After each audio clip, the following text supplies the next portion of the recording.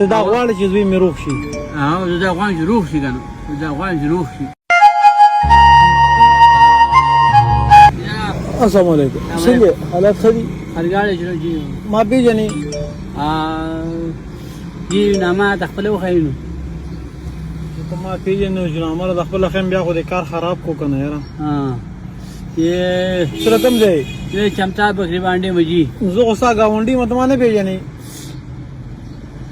فضلالله دي کورنۍ؟ نه بس نن رانه اوس پرېږده وه خو داسې کار دی چې زه راغلی وم دلته چیک اپ له ډاکټر چیک اپ لا چیک اپ مې وکړو د کور نه راسره رنګ وکړو چې راځه ځان سره لږ پی راواله مېلمانه راغلي خو چې هغه دوکان ته ورغلم به جیب مې لاس وو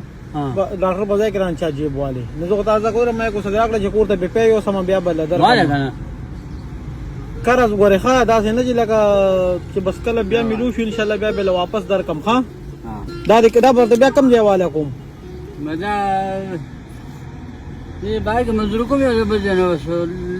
نو کوم ملو نه شو بیا نو په دې به مې بیا الله رانیسي نو کوم ملو نه شو بیا راته ګورې به ښه کوم ملاقات بخلي وي جي بخلي دي ته څه مزدوري کوې په دې بس لا خو مزدور کوم نه پیره مې روښه بس 100 روپۍ دی کې ګټې یا کله سار راغلی دغه 200 روپۍ مې کړي نو نقدې مال راکړې نو کور ته بس وړئ بس الله مایې ته نور به راکړي دې مزدوري کې 100 روپۍ ته پاتې کېږي یاره بس کله 300 کله 200 کله 300 کله 200 دا ولې دا خو لږې نه دي نو بس نه کېږي کار لوډر خراب کړی لوډر یې سبا نو اوس ګاډۍ کې څوک ډېر سامان نه وړي ګاډۍ کې سوغا نه دي ګاډۍ ته دې کې چې د 500 روپۍ ګټلې دي 500 مې پکې نه یې کړي 500 نه دې کې 5000 ته یادوم دې کې 5000 کم دي 5000 ما پکې ته کال کې نه کړي دا څه وې او چې نن تا 500 روپۍ ګټې بیا بسنګي دا ور نو غټي دي ودی غټلې دا ستا 500 روپۍ شوې اوس بسکه عظیمه لو وګونو بیمار دی وګه غشیله ته خو دې هغه د 27000 روپۍ خو دې وګونو دوا پردي سوري په 27000 روپۍ نو هغه خو هیڅ مسلمان ناس راوړل پن مې راوړل هغه ډاکټر ته وخت هغه چک دغه مو راوړل بیا هغه پیسو باندې درکو بیا په څومره پیسو 27000 روپۍ باندې پیسې ولا جمع کړې دي نیمه جمع کړې څومره دې پکې جمع کړې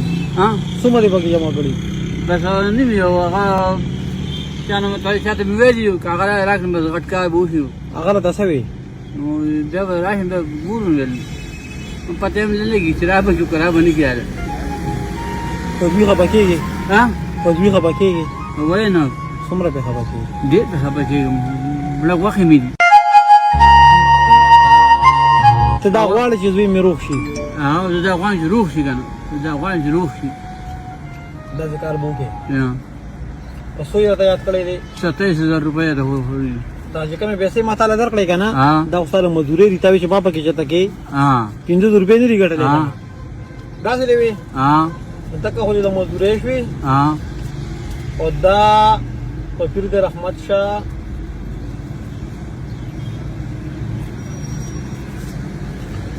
دا 27000 روپۍ ستا د ماشین حاجي